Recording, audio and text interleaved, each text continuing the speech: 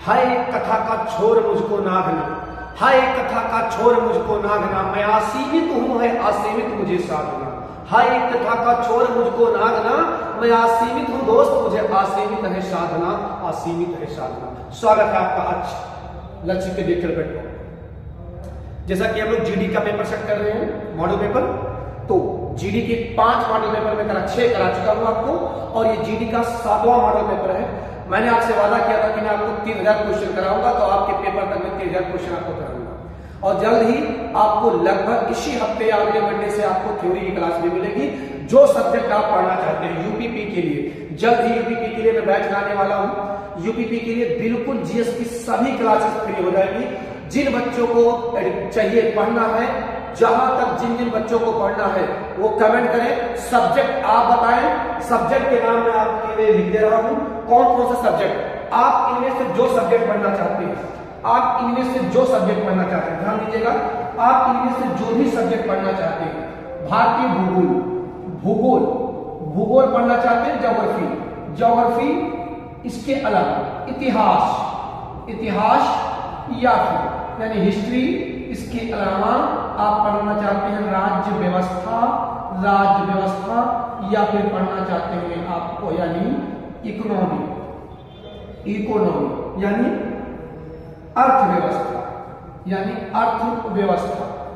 तो इनमें आप इन चारों में आपको जो सब्जेक्ट पहले पढ़ना है, इन चारों में जो सब्जेक्ट आपको पहले पढ़ना है, आप कमेंट कर दीजिए। ज्यादा से ज्यादा जो सब्जेक्ट पर कमेंट आएगा मैं उनमें से यही सब्जेक्ट आपको पढ़ाने शुरू कर दूंगा।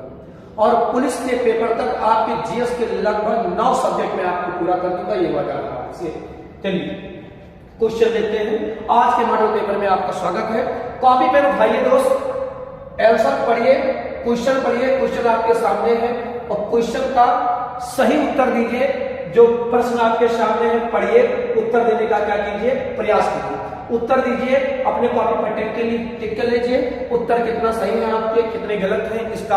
हाँ चलिए, क्या निम्न में से किस परिस्थिति में, ये बेटा परिस्थिति में कंडीशन हो जाए, किस परिस्थिति में, थोड़ा टाइप मिस्टेक है, किस परिस्थिति में यानी किस स्थिति में के अंतर्गत राज्यसभा को भंग किया जा सकता है।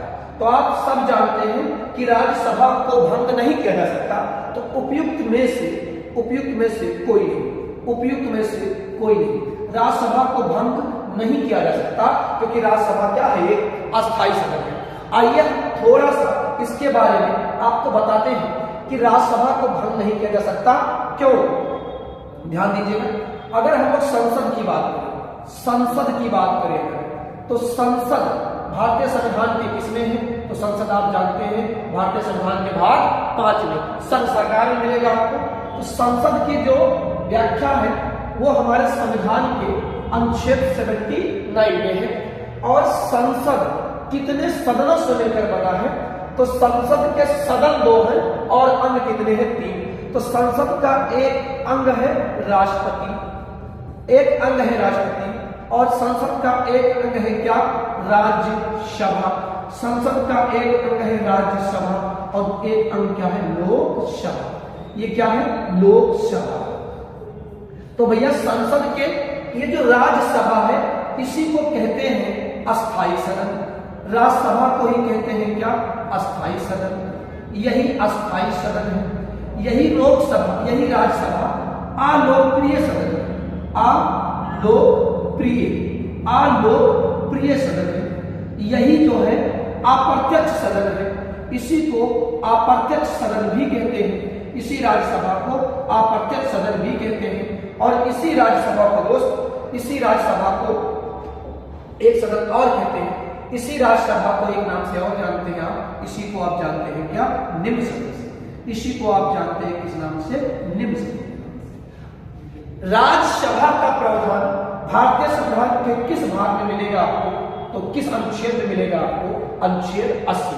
किस में मिलेगा, अनुच्छेद 80। तो अस्थायी सदन, अलोकप्रिय सदन, अप्रत्यक्ष सदन या निम्न सदन, अंग्रेजी में इसे आप लोअर हाउस कह सकते हैं। लोकसभा को क्या कहते हैं, लोकसभा का प्रावधान भारतीय संविधान के 81 में है और इसी को आप कहते हैं निम्न सदन। इसी लोकसभा को आप क्या कहते हैं, निम्न सदन। इसी को आप अस्थायी सदन कहते हैं। इसी को आप अस्थायी सदन कहते हैं। यही क्या है? अस्थायी सदन है।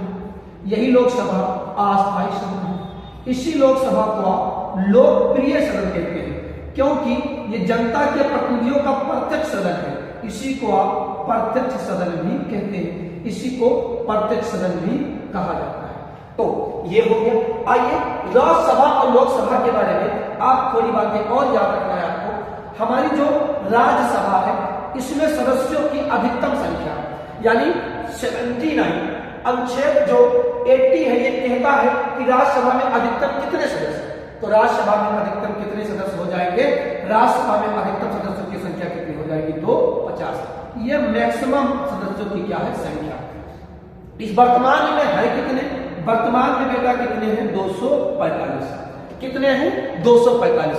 राज्यसभा में अधिकतम 245 है। देखिए अधिकतम 250 हो सकते हैं, लेकिन इन 250 में बेटा क्या याद रखना है आपको कि 250 में 238 ये क्या होंगे? ये 238 ईएम यानी इलेक्टेड मेंबर होंगे और 12 क्या होंगे? 12 राष्ट्रपति द्वारा। ये 12 क्या होंगे? 12 राष्ट्रपति द्वारा। 12 राष्ट्रपति द्वारा क्या होंगे? मनोनीत। 12 राष्ट्रपति द्वारा क्या होंगे? मनोनीत। लेकिन वर्तमान में है कितने? तो अगर वर्तमान की बात करें, अगर वर्तमान की बात करें तो वर्तमान में है कितने? 245। अब इन 245 में अगर 12 मनोनीत है तो 33 क्या है? निर्वाचित। 33 क्या है? निर्वाचित यानी इलेक्टेड मेंबर है और 12 क्या है? नॉमिनेट मेंबर है। 12 क्या है? नॉमिनेट मेंबर है। राष्ट्रपति यही अनुच्छेद के तहत, अनुच्छेद 83 के तहत यहीं पर 12 सदस्यों को क्या करता है? मनोनीत। ध्यान दीजिएगा। लोकसभा में अधिकतम सदस्यों की संख्या कितनी होती है? 552। लोकसभा में अधिकतम सदस्यों की संख्या कितनी हो सकती है? 552। अब ये 552 कैसे होंगे? वर्तमान में है कितनी? अधिकतम 552 हो सकता है। वर्तमान में है कितने? 545। इन 545 में, इस 545 में 543 क्या है? निर्वाचित। 544 क्या है? निर्वाचित और 2 क्या है? मनोनीत। 2 क्या है? मनोनीत। बेटा एनएम का मतलब है नॉमिनेट मेंबर है। 12 2 क्या है? मनोनीत। और इनको मनोनीत कौन करता है? इनको करता है राष्ट्रपति। किस अनुच्छेद के तहत इनको मनोनीत करता है? अनुच्छेद 331 के तहत। अनुच्छेद 331 के तहत इनको क्या करता है? मनोनीत करता है। ध्यान दीजिएगा बेटा, यही जो 1-2 सदस्य मनोनीत होते हैं यही क्या होते हैं? इन्हीं को आप जानते हैं, इन्हीं सदस्यों को आप जानते हैं क्या? इन्हीं सदस्यों 2 सदस्यों को आप कहते हैं एंग्लो इंडियन। एंग्लो इंडियन यही क्या होते हैं? Anglo Indian. लेकिन बेटा ध्यान दीजिएगा, एंग्लो इंडियन को क्या काम कर दिया गया है? 104वां संविधान संशोधन किया गया है। 104वां संविधान संशोधन किया गया है और 104वां संविधान संशोधन के तहत 104वें संविधान संशोधन के तहत सन 2019 में क्या काम कर दिया गया है? एंग्लो इंडियन के पद को क्या कर दिया गया है? समाप्त कर दिया गया है। इनका जो आरक्षण था वो क्या हो चुका है? अब समाप्त हो चुका है। ध्यान दीजिएगा, राज्य की विधानसभा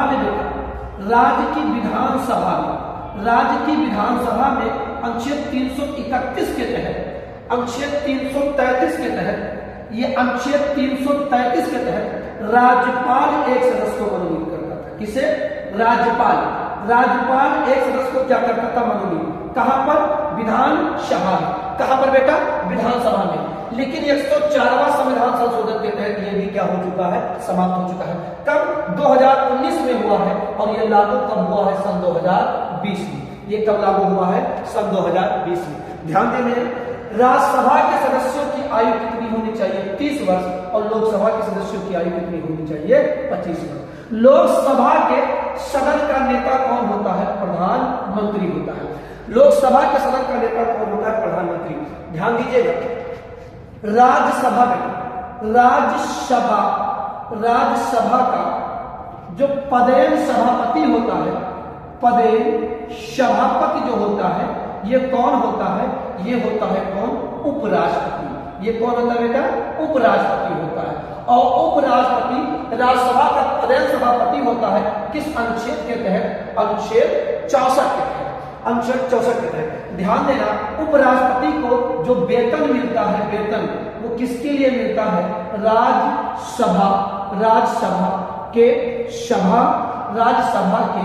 सभापति के रूप में, राज्यसभा के सभापति के रूप में। आपको एक बात और ध्यान देना है, उपराष्ट्रपति राज्यसभा का सदस्य नहीं होता है। उपराष्ट्रपति राज्यसभा का सदस्य नहीं होता है। उपराष्ट्रपति राज्यसभा का सदस्य नहीं होता है, लेकिन फिर भी परंतु राज्यसभा का क्या होता है? सभापति होता है। तो आपसे सवाल क्या पूछेगा? सवाल कैसे पूछेगा? कहेगा कौन है जो अपने सदन का सदस्य नहीं है, फिर भी कौन है जो अपने सदन का सदस्य नहीं है, फिर भी उसका क्या है? सभापति है। तो आप उत्तर क्या बताएंगे? उपराष्ट्रपति बताएंगे। ध्यान देना, राज्यसभा में एक उपसभापति भी होता है, तो एक उपसभापति भी होता है। और वर्तमान में उपसभापति कौन है? हरिवंश नारायण। ये क्या है? वर्तमान में राज्यसभा के उपसभापति हैं। ध्यान देना, लोकसभा में नहीं, लोकसभा में एक अध्यक्ष होता है और वर्तमान में जो अध्यक्ष है वो कौन है? ओम बिरला। ठीक है। इसके बाद वर्तमान में लोकसभा में कोई उपाध्यक्ष नहीं है। 2019 से लोकसभा में उपाध्यक्ष का पद क्या है? नहीं है। तो राज्यसभा एक अस्थायी सदन है जिसको भंग नहीं किया जा सकता। अगला सवाल सुनो। कह रहा सवाल क्वेश्चन देखिए, ठीक से पढ़िए। तेरा राज्य के नीति निर्देशक सिद्धांतों में से किसमें अपनाया गया है? राज्य के नीति निर्देशक सिद्धांतों को निम्न में से किससे अपनाया गया था? किससे अपनाया गया था? तो बेटा याद कीजिएगा, इससे पहले वाले क्लास में मैंने बताया था राज्य के नीति निर्देशक सिद्धांतों को दुनिया में सबसे पहले किसने अपनाया है? तो सबसे पहले अपनाया है किसने? इसको सबसे पहले अपनाया है स्पेन। किसे बेटा? स्पेन ने इसे सबसे पहले अपनाया है, यानी स्पेनिश संविधान। और स्पेन से किसने अपनाया है इसे? आयरलैंड। किसे अपनाया बेटा? आयरलैंड को ही क्या कहते हैं? आयरिश संविधान। आयरलैंड को ही क्या कहते हैं दोस्त? आयरिश संविधान कहते हैं। और आयरलैंड से किसने अपनाया है? तो आयरलैंड से किसने अपनाया है? भारत। आयरलैंड से किसने अपनाया है? भारत ने अपनाया है बेटा। और भारत के किस भाग में ये है? तो ये भारत के किस भाग में है? 4। संविधान के भाग 4 में है। किस अनुच्छेद से किस अनुच्छेद तक है? 36 से 51 तक। भारत में जो लोक कल्याणकारी राज्य की अवधारणा है, हमारे जो भारत में लोक कल्याणकारी राज्य की अवधारणा है, लोक कल्याणकारी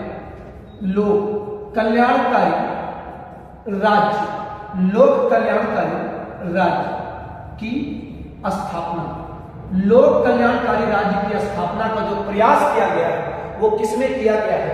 वो डीपीएसपी में किया गया है। राज्य के नीति निर्देशक सिद्धांतों में ही किया गया है। ध्यान देना बेटा, फंडामेंटल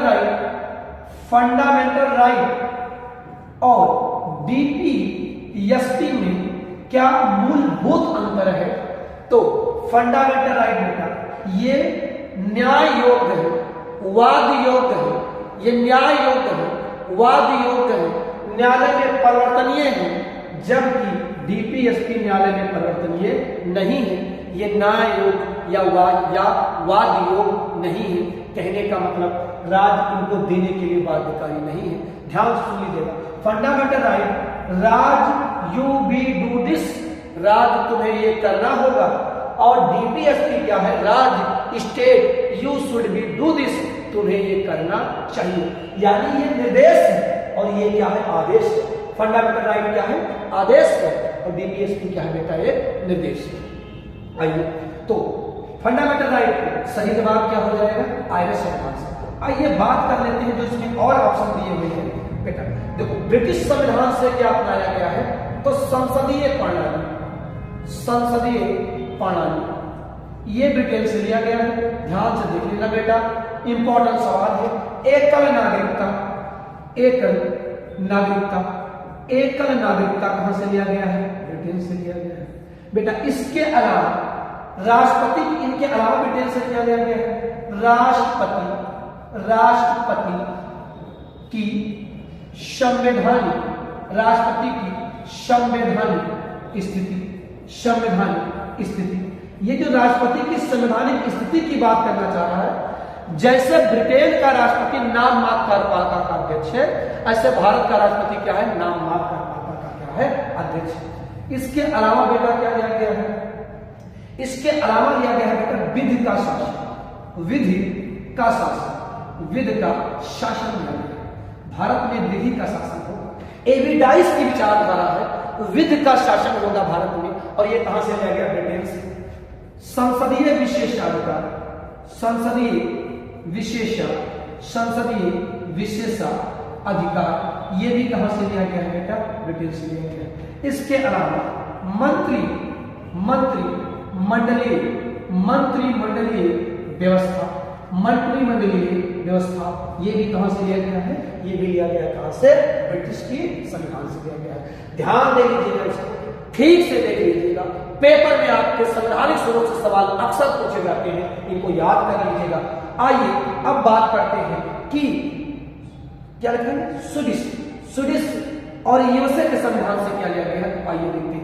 यूएसए के संविधान से पहले देख लेते हैं क्या लिया गया है। मूल अधिकार, मूल अधिकार, फंडामेंटल राइट कहां से लिए गए हैं? यूएसए से लिए गए। इनके अलावा भारत में न्यायिक पुनरावलोकन, मेरे समझ में जो सबसे इंपॉर्टेंट चीज है, अनुच्छेद 32 से कहते हैं आप, जुडिशियल रिव्यू का ये जो न्यायिक पुनरावलोकन है, न्यायिक पुनरावलोकन, न्यायिक पुनरावलोकन, न्यायिक पुनरावलोकन, जुडिशियल रिव्यू का प्रावधान यहीं से लिया गया है। ध्यान देना, राष्ट्रपति का निर्वाचन, राष्ट्रपति का निर्वाचन ये भी कहां से लिया गया है? अमेरिका से लिया गया है। राष्ट्रपति का निर्वाचन बेटा, राष्ट्रपति की निर्वाचन की प्रक्रिया आयरलैंड से, लेकिन राष्ट्रपति का निर्वाचन कहां से है? अमेरिका से है। इसके अलावा आपको यहां क्या करना है? संविधान की सर्वोच्चता, संविधान की सर्वोच्चता, संविधान की सर्वोच्चता, यानी भारत में संविधान की सर्वोच्चता होगी। न राष्ट्रपति सर्वोच्च होगा, न जनता सर्वोच्च होगी, न विधायिका सर्वोच्च है, न प्रधानमंत्री सर्वोच्च है, न न्यायपालिका सर्वोच्च है, संविधान सर्वोच्च है। क्या है? संविधान की क्या लिया गया है? सर्वोच्चता लिया गया है। ये भी कहां से लिया गया है? ये अमेरिका से लिया गया है। आपसे एक सवाल है जो आप कमेंट बॉक्स में बताएंगे, और वो ये है कि भारत में संसदीय प्रणाली जरूर लिया गया है, लेकिन भारत की संघात्मक व्यवस्था कहां से लिया गया है? इसका जवाब आपको कमेंट बॉक्स में देना है। चलिए, कह रहा प्रार्थना समाज का गठन किसने किया है? तो प्रार्थना समाज का गठन बेटा किया है किसने? आत्माराम पांडुरंग ने। आत्माराम पांडुरंग ने कहां पर किया था? तो ये किया था बेटा मुंबई में। कहां पर? मुंबई में। कहां पर? मुंबई में। आइए जान लेते हैं आत्माराम पांडुरंग ने कुछ और भी स्थापित किया था। तो आत्माराम पांडुरंग के बारे में अगर बात करें तो ध्यान दीजिएगा, इन्होंने बेटा एक तो प्रार्थना समाज की स्थापना किया था, प्रार्थना समाज की स्थापना इन्होंने ही किया था। इनके अलावा परम हंस मंडली इसकी भी स्थापना इन्होंने ही किया था, लेकिन इनके साथ एक सहयोगी व्यक्ति शामिल थे। उनका नाम क्या है? बाल जयकर इनका नाम है। इनका थोड़ा नाम कुछ और था जो मैं आपको इतिहास पढ़ाते हुए बताऊंगा, ध्यान से सुनना। दयानंद सरस्वती इन्होंने क्या स्थापित किया था? इन्होंने स्थापित किया था क्या? आर्य समाज। क्या बेटा? आर्य समाज। और इसी स्वामी दयानंद सरस्वती को एक चीज कहा जाता है भारत में, क्या? भारत का मार्टिन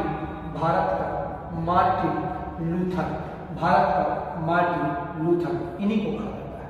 राजा राम मोहन राय के बारे में अगर बात करें तो इन्होंने बेटा ब्रह्म सभा की स्थापना किया था, या जिसे आप ब्रह्म समाज कह सकते हैं। ब्रह्म समाज की स्थापना इन्होंने ही किया था। इन्होंने ही बेटा एक समाज और बनाई थी, आत्मीय सभा। ध्यान देना, आत्मीय सभा दो व्यक्तियों की है।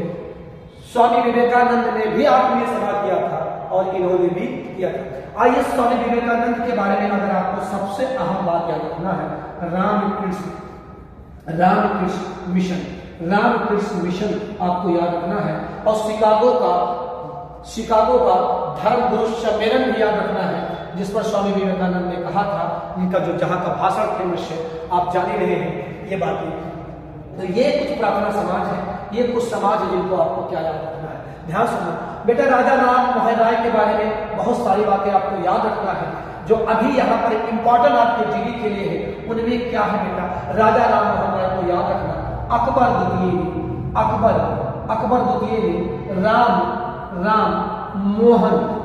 द्वितीय ने राम मोहन राय को क्या दिया था, राजा की उपाधि दिया था। और बेटा ये अपने पेंशन के मामले को लेकर, राजा राम मोहन राय को अपने पेंशन के मामले को लेकर इन्हीं अकबर द्वितीय ने ब्रिटेन के ब्रिस्टल भेजा था, और उसी ब्रिस्टल में राजा राम मोहन राय मर जाएंगे।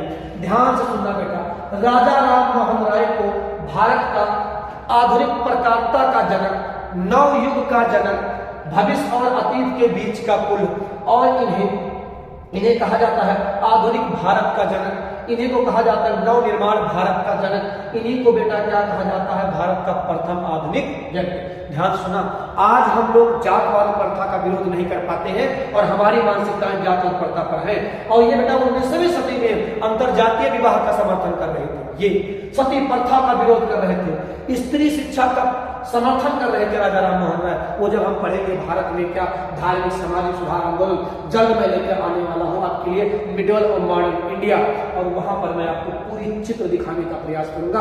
दोस्त बने रहे हमारे साथ। बस आपका समर्थन मिला तो मैं आपको पुलिस तक के सारे पेपर कराऊंगा, जितना ज्यादा हो सके आपका सपोर्ट। एक से रिक्वेस्ट है, आप क्या करें, क्लास को जितना से ज्यादा शेयर करें।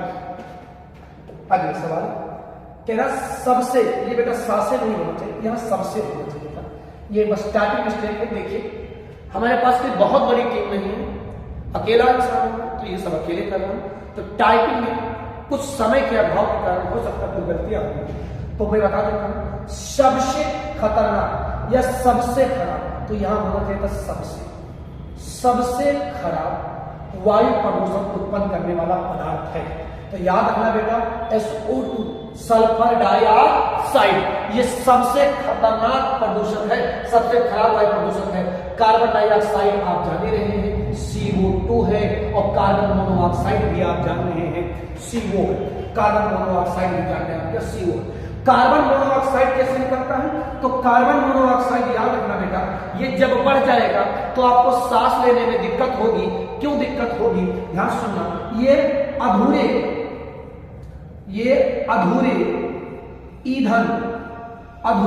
ईंधन के दहन से होता है, अधूरे ईंधन के दहन से उत्पन्न होता है। जैसे कोयला, जैसे जब आप कोयला जलाएंगे, या गाड़ियों के पेट्रोल, जब गाड़ियों के पेट्रोल ठीक से नहीं जलेंगे, तब यहां से क्या होगा, अधूरे ईंधनों के जलन से क्या होता है, ये निकलता है कार्बन मोनोऑक्साइड, जो सांस लेने में क्या देता है, दिक्कत देता है, सांस लेने में तकलीफ देता है कार्बन मोनोऑक्साइड।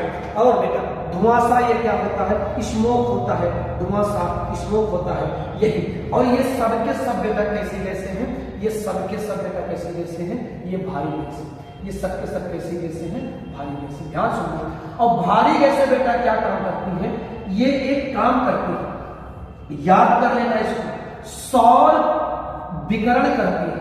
भारी गैसें सौर विकिरण करती है, किंतु उतनी मात्रा में सौर पृथक्करण नहीं करती है, और जिसके कारण ये क्या हो जाता है, इनके अलावा कोई भारी गैसों का नाम ले अगर आप, तो CFC भी यहां जोड़ सकते हैं, ये भी कैसी गैस है, भारी। तो ये क्या काम करते हैं, ये वैश्विक तापमान, ये वैश्विक तापमान में क्या कर देते हैं, वृद्धि कर देते हैं। और इन्हीं कारण आप इन्हें ग्रीन हाउस प्रभाव, आप इन्हीं कारण इन्हें ग्रीन हाउस प्रभाव वाले क्या कहते हैं, गैसें कहते हैं। इनसे क्या होता है, ग्लोबल वार्मिंग बढ़ जाती है, क्योंकि ये सूर्य की किरणें को आने देते हैं, जितनी मात्रा में आने देती है उतनी मात्रा में जाने नहीं देती है। ध्यान सुनना, सबसे खतरनाक वायु प्रदूषक है क्या, सल्फर डाइऑक्साइड। अगला सवाल देखिए, आराम से पढ़िए सवाल देखिए। तेरा नीति आयोग का पदेन अध्यक्ष कौन होता है, नीति आयोग का पदेन अध्यक्ष कौन होता है। तो आइए जान लेते हैं कि नीति आयोग आया है। बेटा, नीति आयोग वही काम कर रहा है जो पहले योजना आयोग करता था। तो अगर हम लोग योजना आयोग की बात करें तो योजना आयोग कि अगर स्थापना की बात किया जाए तो 15 मार्च 1950 को क्या हुआ, योजना आयोग की स्थापना हुई। और योजना आयोग का जो पदेन अध्यक्ष होता था, इसका जो पदेन अध्यक्ष जो होते हैं योजना आयोग के, वो कौन होते हैं, वो पीएम होते हैं। योजना आयोग में एक उपाध्यक्ष भी होता है। तो योजना आयोग के जो प्रथम उपाध्यक्ष थे वो कौन थे, वो थे गुलजारी लाल नंदा। रट्टा मान लीजिए बेटा, ये सब मोस्ट इंपॉर्टेंट क्वेश्चन है, वनडे का। गुलजारी लाल नंदा क्या काम करता था योजना, तो योजना आयोग का जो कार्य था वो कार्य क्या था, वो क्या कार्य करता था, तो ये करता था पंचवर्षीय योजना का क्या निर्माण। इसके साथ ही क्या केंद्रीय ये क्या काम करता था, राज्यों को वित्त वितरण करता। एक सेंटेंस आपको बताने वाला हूं जो आपको बहुत जरूरी है। योजना आयोग को बंद क्यों किया गया, क्योंकि ये बेटा केंद्रीयकृत व्यवस्था की ओर झुका था, केंद्रीयकृत व्यवस्था की ओर झुका था। योजना आयोग केंद्रीयकृत व्यवस्था की ओर झुका था और इसीलिए भारत में विकेंद्रीयकृत योग को बढ़ावा देने के लिए क्या काम कर दिया गया, इसको 1 जनवरी सन 2015 को इसकी जगह किसने ले लिया, इसकी जगह ले लिया किसने, नीति आयोग। इसकी जगह किसने ले लिया, नीति आयोग। तो 1 जनवरी सन 2015 को योजना आयोग की जगह किसने ले लिया, नीति आयोग। अगर आप नीति आयोग के फुल फॉर्म की बात करेंगे तो ये क्या होगा, national NITI Aayog.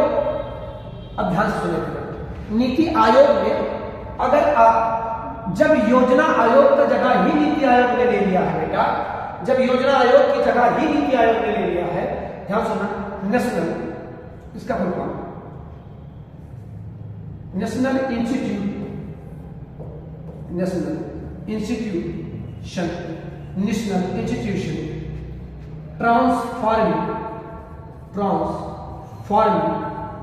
Transforming national institute transforming India कैसे काम करता है, ये काम करता है क्या, ट्रांसफॉर्मिंग जी, नेशनल इंस्टीट्यूट ट्रांसफॉर्मिंग।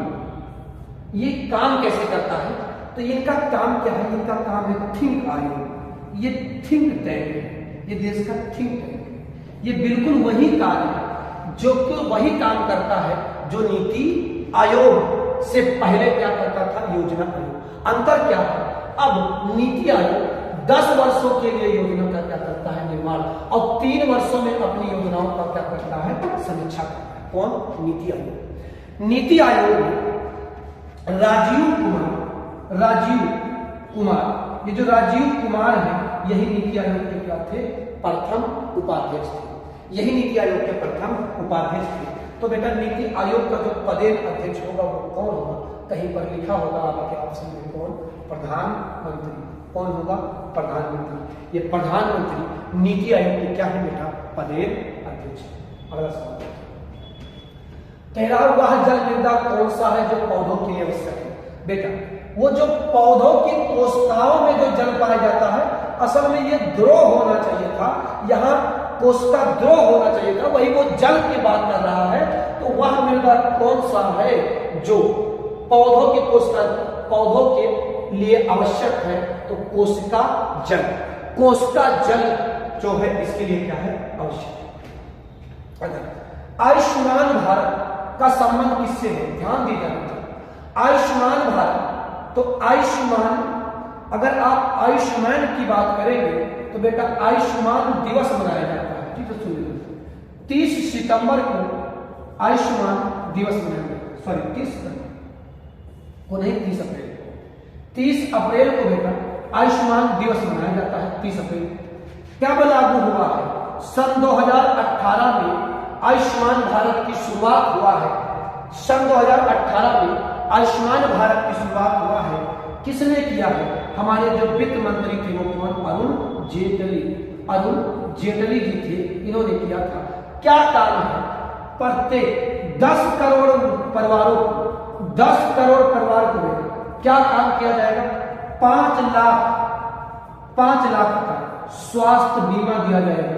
10 करोड़ परिवारों को 5 लाख का प्रत्येक वर्ष क्या दिया जाएगा? स्वास्थ्य बीमा दिया जाएगा।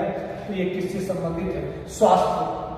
ध्यान से सुनना, इसे प्रधानमंत्री, इसको प्रधानमंत्री जन आरोग्य, इसे प्रधानमंत्री जन आरोग्य योजना या फिर इसी को मोदी केयर भी कहते हैं। इसे मोदी केयर भी कहा जाता है आयुष्मान भारत को। 2000 करोड़ की परियोजना थी बेटा, और ये दुनिया की सबसे बड़ी स्वास्थ्य परियोजना थी। ये दुनिया की सबसे बड़ी क्या थी? स्वास्थ्य परियोजना थी। आगे सवाल सुनो, अगला सवाल सुनो। हर पेपर के, आपके पेपर के हर पहलुओं को मैंने छूने का प्रयास किया है। देखिए, द व्हाइट टाइगर के लेखक कौन है? हर पेपर में आपको किताब समझना है। द व्हाइट टाइगर के लेखक कौन है? अरविंद अगड़िया। ये बेटा सन 2008 में प्रकाशित हुआ था। इसका प्रकाशन सन 2008 में प्रकाशित हुआ था। ये क्या है द व्हाइट टाइगर? तो द व्हाइट टाइगर एक उपन्यास है। ये क्या है? एक उपन्यास है। हर शब्द में मैंने एक लेखक को शामिल किया है, एक पुस्तक को शामिल किया है।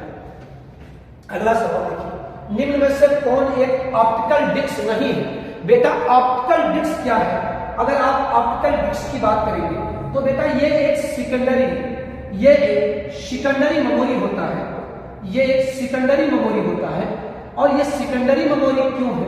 ये सेकेंडरी मेमोरी है, जैसे सीडी, जैसे पेन ड्राइव, कॉम्पैक्ट डिस्क, जैसे डीवीडी, ये ऑप्टिकल डिस्क होते हैं। ये ऑप्टिकल डिस्क होते हैं जो किस पर काम करते हैं? ये लेजर बीमा पर काम करते हैं। ये लेजर बीमा पर काम करते हैं। ऑप्टिकल डिस्क किसमें होते हैं बेटा? ये बाइनरी नंबर में होते हैं। ये किसमें होते हैं? बाइनरी नंबर में होते हैं। ध्यान सुनना, रोम बेटा लेकिन एक ऑप्टिकल डिस्क नहीं है, क्योंकि ये टेम्पररी मेमोरी होता है। रोम, अगर आप रोम की बात करेंगे तो रोम एक टेम्पररी मेमोरी होता है। रोम एक टेम्पररी मेमोरी होता है बेटा। रोम और रैम ये ऑप्टिकल डिस्क नहीं होते, टेम्पररी मेमोरी। ये सेकेंडरी मेमोरी है, सेकेंडरी मेमोरी होता है। तो इसमें कह रहा वर्म डिस्क जी है, जेड डिस्क है, सुपर डिस्क है, जिप बेटा, जिप डिस्क। जिप क्या होता है? ये जिप आप देखेंगे कहीं पर लगाने के लिए काम आता है, कि तार को जिप में कनेक्ट करने के लिए काम आता है। तो ये जिप डिस्क जो होता है ये ऑप्टिकल डिस्क नहीं होता है। नेक्स्ट सवाल कह रहा संविधान सभा ने प्रारूप समिति को स्वीकृत किया था। संविधान सभा ने प्रारूप समिति कब स्वीकृत किया गया? संविधान सभा ने प्रारूप समिति को कब स्वीकृत किया था? तो बेटा ये देखिएगा, इसका जो सवाल है ये सही जवाब होना चाहिए था 26 नवंबर 1949 को। असल में होना चाहिए था कि प्रारूप समिति ने संविधान की प्रारूप को कब स्वीकार किया था? तो 26 नवंबर 1949 को, क्योंकि इसी दिन बेटा क्या हुआ था? संविधान लागू हो गया था। अगर मैं आपसे संविधान सभा के बारे में विस्तृत चर्चा इससे पहले कर चुका हूं, अगर आपको संविधान सभा के बारे में चर्चा किया जाए तो संविधान सभा के बारे में आप जान रहे हैं। प्रारूप समिति के अध्यक्ष याद रखिएगा B.R. अम्बेडकर थे, और प्रारूप समिति में कितने सदस्य थे? 7 सदस्य। आइए थोड़ा से बात संविधान सभा के बारे में आपको बता देते हैं। संविधान सभा का गठन किसने किया था? तो 24 मार्च 1946 को एक मिशन आया था, जिसका नाम क्या है? Cabinet mission. जिसका नाम क्या है? Cabinet mission. इसका नाम क्या है? कैबिनेट मिशन है, जिसने क्या काम किया था? संविधान सभा का गठन किया था। कैसे किया था? इसने प्रति 10 लाख जनसंख्या, 10 लाख की जनसंख्या पर क्या काम किया था? 10 लाख की जनसंख्या पर एक प्रतिनिधि का क्या किया था? प्रावधान किया था।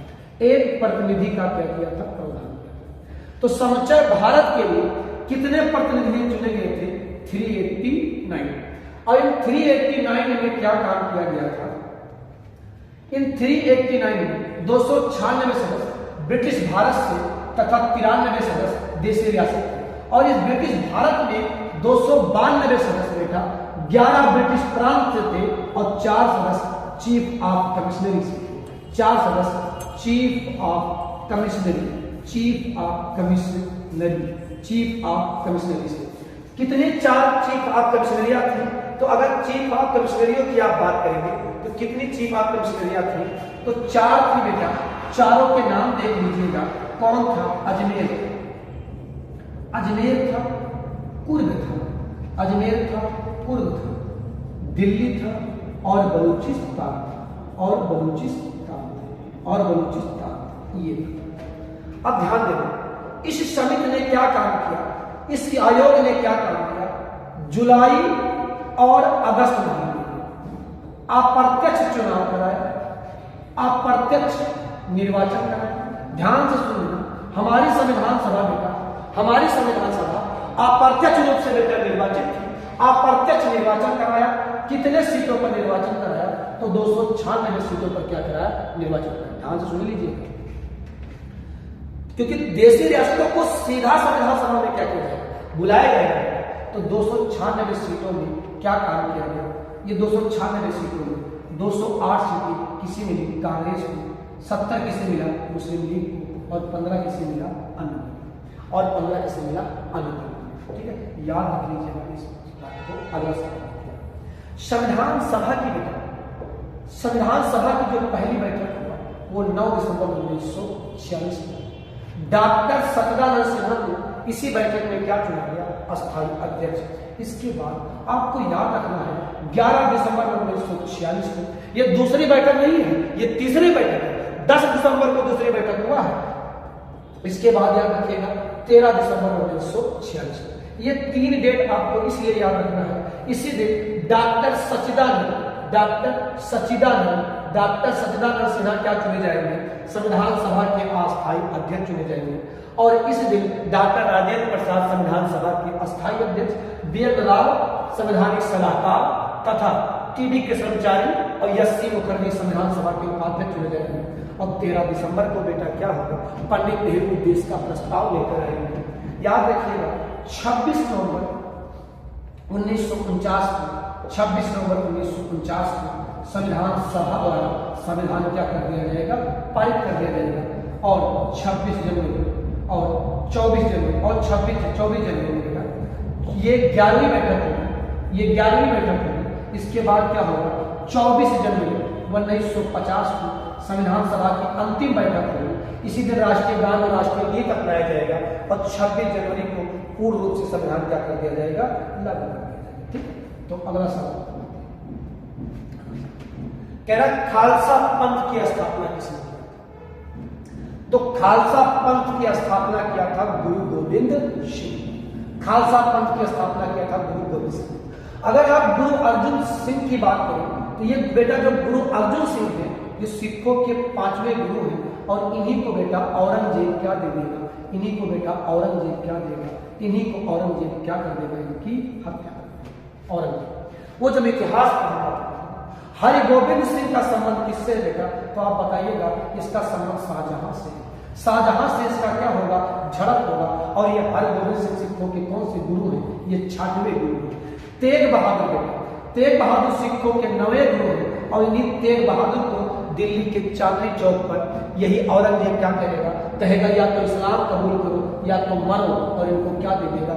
फांसी दे देगा। आपको एक गुरु और याद रखना है जिनका नाम है बेटा रामदास, गुरु रामदास। ये सिखों के 4थे गुरु हैं। और यही बेटा, इन्हीं को बेटा अकबर 500 बीघा जमीन देगा और यही क्या करेंगे? अमृतसर शहर की क्या करेंगे? स्थापना करेंगे। और यही बेटा एक मंदिर बनाएंगे हरि मंदिर शाह, हर मंदिर शाह बनाएंगे। और यही हर मंदिर साहब बच्चे जानते हैं हम स्वर मंदिर के नाम से। लेकिन इसको पूरा कराएंगे कौन? अर्जुन देव। कौन पूरा कराएंगे? गुरु अर्जुन सिंह। ठीक है, आगे बात सुनो। तो ये रामदास जी अमृतसर शहर के क्या है? संस्थापक हैं, अकबर से संबंधित हैं। जब मैं पढ़ाऊंगा, इनके बेटे को अकबर ने 500 बीघा जमीन दिया था और इन्होंने ही अमृतसर शहर के क्या किया था? स्थापना किया था। आइए, कह रहा भारत में वह व्यक्ति जिसे भारतीय मिसाइल प्रौद्योगिकी का पिता कहा जाता है, फेमस सा बात है, दुनिया बच्चा जानता है, हमारी मिसाइल में डॉक्टर एपीजे अब्दुल कलाम, भारत के मिसाइल में डॉक्टर एपीजे अब्दुल कलाम। ठीक है, आपसे सवाल है, एक सवाल है कि डॉक्टर एपीजे अब्दुल कलाम रामेश्वरम में पैदा हुए थे। आपको बताना है रामेश्वरम किस द्वीप पर स्थित है? रामेश्वरम किस द्वीप पर स्थित है? तेरा ओजोन में होता है केवल ऑक्सीजन,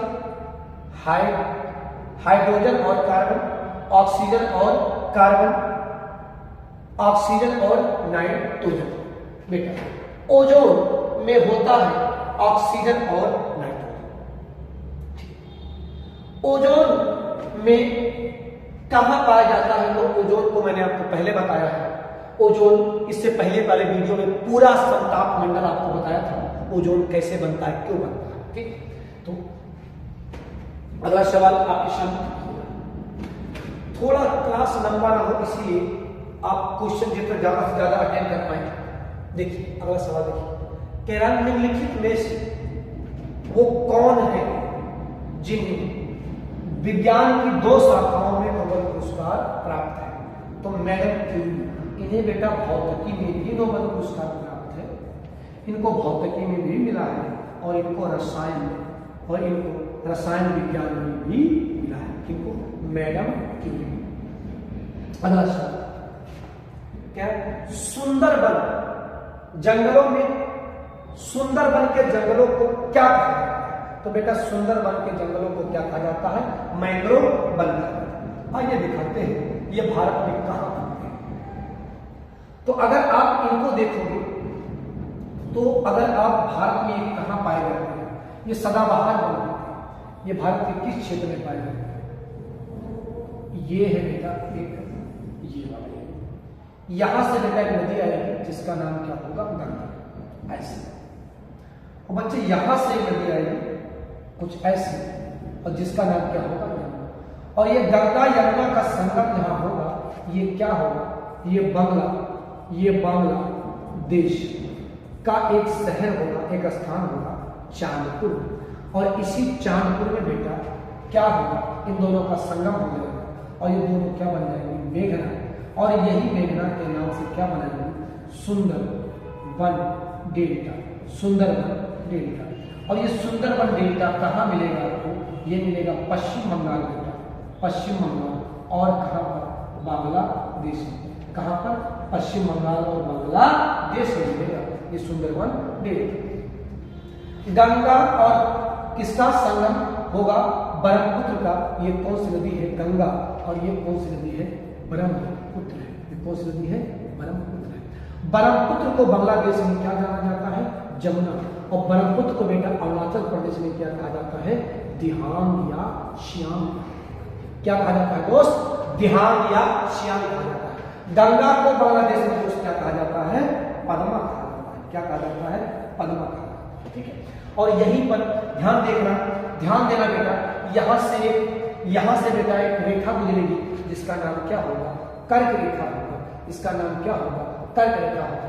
और ये जो बीच वाला क्षेत्र, ये कैसा क्षेत्र बनेगा? उष्णकटिबंधीय क्षेत्र। और उष्णकटिबंधीय क्षेत्रों में वन कैसे पाए जाते हैं? सदाबहार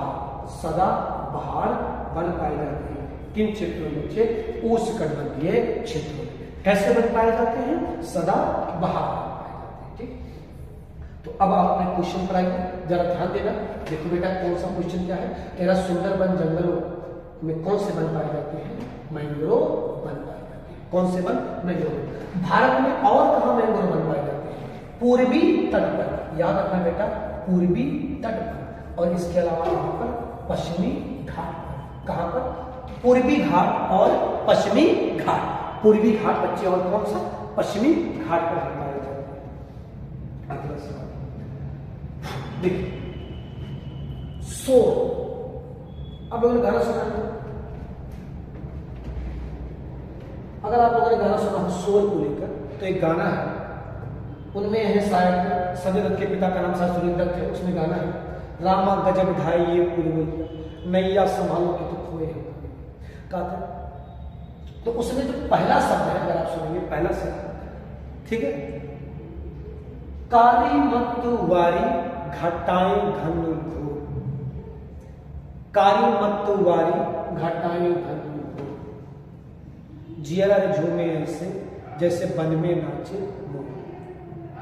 उसी में शोर है, कहा था शोर नहीं बाबा, शोर नहीं, तोड़ तोड़ शोर। ये जो शोर शब्द है, ये शोर किसे शोर कहते हैं? शोर कब हो जाता है? तो जब आपकी ध्वनि 80 डेसिबल से ज्यादा, जब आपका ध्वनि 80 डेसिबल से ज्यादा हो जाए तो ये कहलाएगा ध्वनि प्रदूषण। तो ये क्या हो जाएगा बेटा? ध्वनि प्रदूषण। और जब ये 100 डेसिबल तक पहुंच जाएगा तो यही क्या हो जाएगा? शोर हो जाएगा। ध्यान सुनो, शहरी एरिया में 80 डेसिबल और ग्रामीण एरिया में 60 डेसिबल, इसको क्या कहते हैं? ध्वनि प्रदूषण कहते हैं। अगर ये 100 डेसिबल तक पहुंच जाता है तो ये शोर हो जाता है। तो जो शोर है वो इसकी इकाई है, वो डेसिबल की इकाई है। सेंटीग्रेड में आप क्या नापते हैं? सेंटीग्रेड में बेटा आप क्या नापते हैं? तापमान नापते हैं। और वाट में आप क्या नापते हैं? विद्युत शक्ति नापते हैं। विद्युत शक्ति नापते हैं, आप इसे वाट में नापते हैं। तो विद्युत शक्ति किसमें नापा जाता है दोस्त? वाट में नापा जाता है। अगला सवाल कह रहा, मनुष्य के नेत्रों के स्वास्थ्य संचालन के लिए कौन सा विटामिन, तो ये तो आप जान ही रहे बेटा, इससे पहले कौन सा विटामिन? Vitamin A. कौन सा विटामिन? ए। इसके अलावा आपको एक विटामिन और याद रख लेना है, विटामिन ई। विटामिन ए और विटामिन ई मनुष्य की रेटिनल, आप जाने रहे रतौंधी, इसकी कमी से क्या हो जाता है? विटामिन की कमी से रतौंधी हो जाता है। अच्छा, विटामिन बी की कमी से क्या होता है? वेरी हो जाता है।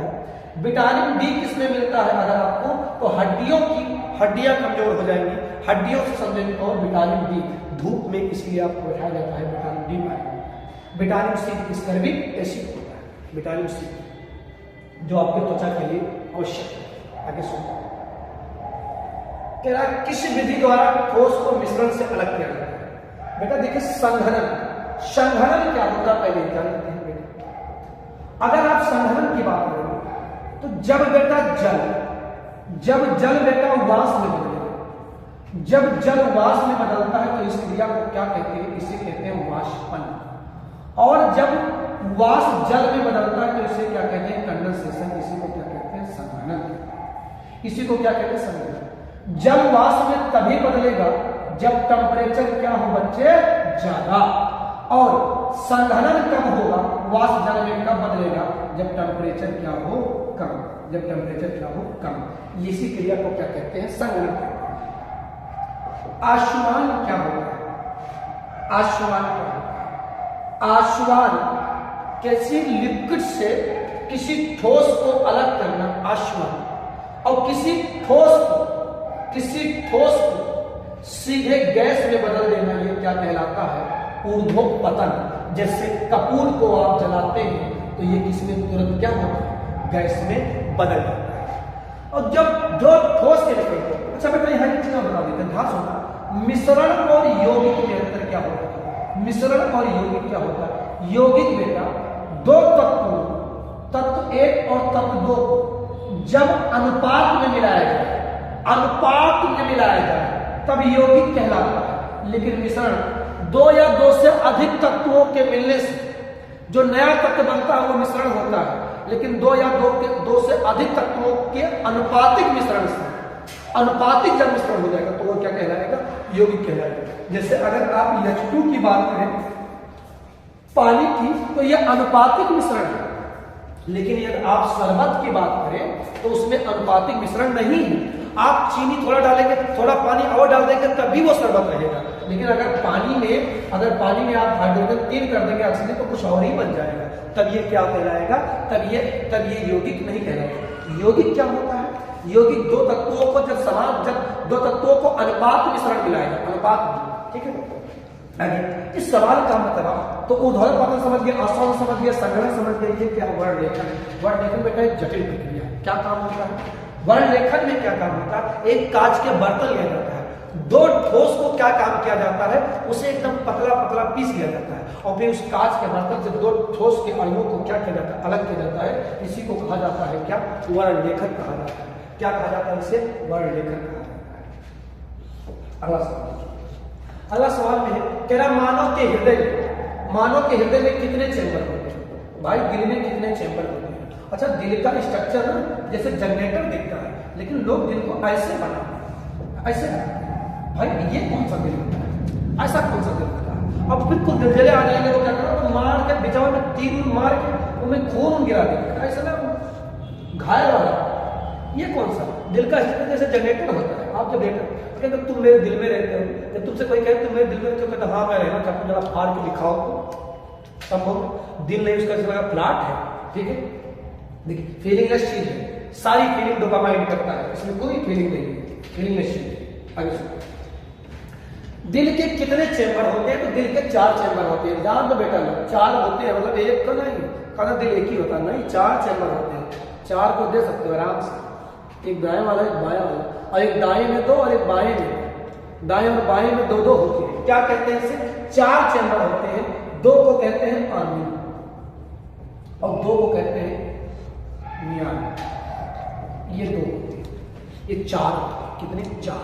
2 दाएं और 2 बाएं होते हैं। बायोलॉजी में आपको पढ़ाऊंगा, ध्यान से सुनिए। ये इसका सही जवाब क्या है? 4। हृदय में क्या होता है? अच्छा एक सवाल है, क्या सुनिए, हृदय कब आराम करता है? तो आप बताएंगे हृदय आराम करेगा तो कौन समझ जाएगा? नहीं बेटा, हृदय आराम करता है 2 हृदय के बीच हृदय आराम करता है, 2 हृदयों के बीच हृदय आराम करता है। ये सवाल इससे पहले सीटेट के पेपर में आ चुका था। क्या सुनिए, तेरा प्रकाश विद्युत सेल बदलता है। तो अगर आप प्रकाश विद्युत सेल की बात करेंगे तो बेटा प्रकाश विद्युत सेल सोलर पैनल की बात कर रहा है। तो जो प्रकाश ऊर्जा है उसे विद्युत ऊर्जा में चेंज कर देता है बैटरी। यांत्रिक ऊर्जा को विद्युत ऊर्जा में कौन चेंज करता है? तो जनरेटर, डीजे वाले बाबू जरा डीजे बजा दे, जनरेटर वाले गाना नहीं, वो वाला जनरेटर का जो डायनो होता है वो क्या काम करता है? वो यांत्रिक ऊर्जा को विद्युत ऊर्जा में बदलता है। और प्रकाश ऊर्जा को रसायन ऊर्जा में कौन बदलता है? तो बेटा जब सूर्य की किरणें से प्रकाश संश्लेषण होता है तो वो किसमें? रसायन ऊर्जा में, पौधों में क्या होती है? बदल जाती है। और ताप ऊर्जा को यांत्रिक ऊर्जा में कौन बदलता है?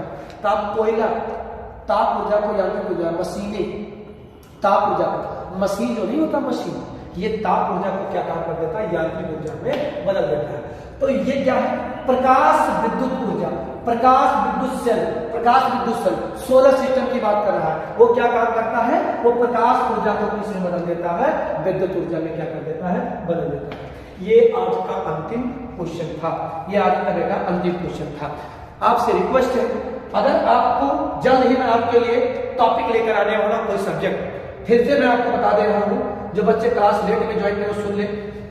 इनमें से आपको जो सब्जेक्ट पढ़ना है, जो सब्जेक्ट आप पढ़ना चाहते हैं, इतिहास, इतिहास, भूगोल, भूगोल, इतिहास, भूगोल, फिर ये पूरा हिंदी पट्टी वाले बच्चों के लिए क्लास है, ठीक सुनिए। इतिहास, भूगोल, इसके अलावा क्या?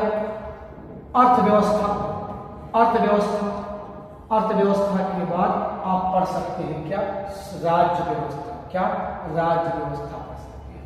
तो इनमें से आपको जो टॉपिक पढ़ना हो, इतिहास, भूगोल, अर्थव्यवस्था या राज्य व्यवस्था, जो आप पढ़ना चाहते हैं, कमेंट बॉक्स ओपन कीजिए जल्द से। इसी मंडे से, आज ट्यूसडे है, इसी मंडे से बेटा मैं आपके लिए एक सब्जेक्ट इनमें से पढ़ाना चालू करूंगा और साथ में आपको जीडी का पेपर भी कराऊंगा। जीडी के 15 पेपर कराऊंगा। ये 7 पेपर आज आपके क्या हुए हैं? समाप्त हो चुके हैं।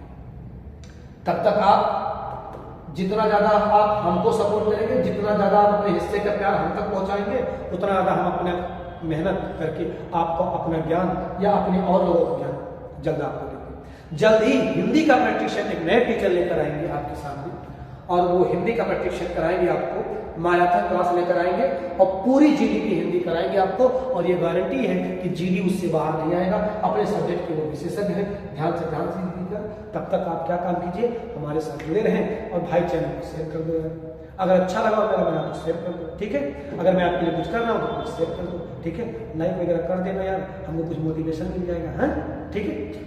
तब तक अपना और अपनों का खूब ख्याल रखें, मस्त रहो यार, स्वस्थ रहो, पढ़ो और इतना पढ़ो कि किताब मोटी हो जाए, नया नया आए मोटी हो जाए। बस कर यार, कितना पढ़ेगा, पढ़कर यार अलग करो, नौकरी लो, जाके कहीं घूमो वगैरह, क्या उसी 10 बाय 10 के कमरे में जिंदगी डाली पड़ी। चलिए तब तक ध्यान रखिए, धन्यवाद।